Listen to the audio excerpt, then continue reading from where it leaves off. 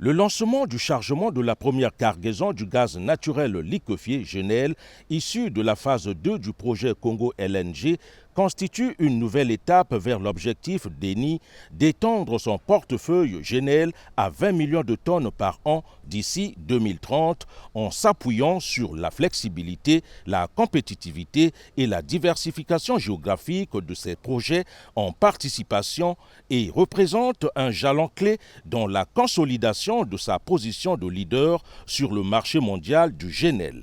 Avec cette phase, le projet atteint une capacité totale de liquéfaction de 3 millions de tonnes par an de GNL, soit l'équivalent de 4,5 milliards de mètres cubes de gaz par an, en exploitant les ressources gazières des champs Néné et Litendili du permis offshore Marine 12. En tout état de cause, ce projet, objet de cette retrouvaille, illustre bien la capacité du groupe Eni à transformer les ressources gazières en valeur stratégique pour le Congo et pour les marchés internationaux à travers un projet compétitif sur le plan des coûts et performant sur le plan environnemental. La phase 1, lancée avec l'unité de liquéfaction flottante Tango FLNG, a été mise en service en décembre 2023.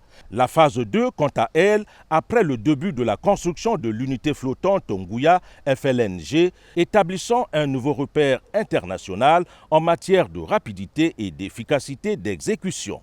Bruno Jean-Richard Itoa, ministre des Hydrocarbures. Avec le FLNG Ngouya, notre pays franchit une nouvelle étape décisive dans la consolidation d'une filière gazière nationale structurée, désormais reconnue comme l'un des leviers, des piliers majeurs de l'augmentation de la production des hydrocarbures de notre pays en barils équivalent pétrole, parce que désormais nous pouvons parler de barils équivalent pétrole, parce que désormais nous produisons et du pétrole liquide et du gaz.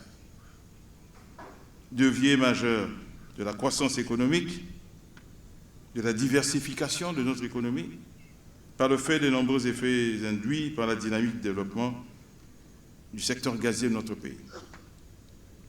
Monsieur le Président de la République, le développement du gaz naturel constitue donc désormais et indubitablement un facteur structurant de croissance pour la République du Congo.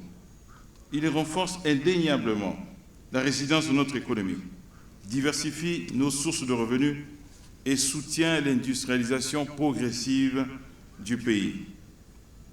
À travers les projets gaziers engagés, le Congo transforme un potentiel, on l'a dit, longtemps sous-exploité, voire non exploité, en une source durable de valeur ajoutée nationale. Un rituel de consécration du chargement de la cargaison de GNL a été exécuté par les dignitaires de Boali. Le clou de cette cérémonie a été l'imposant bain de foule du couple présidentiel.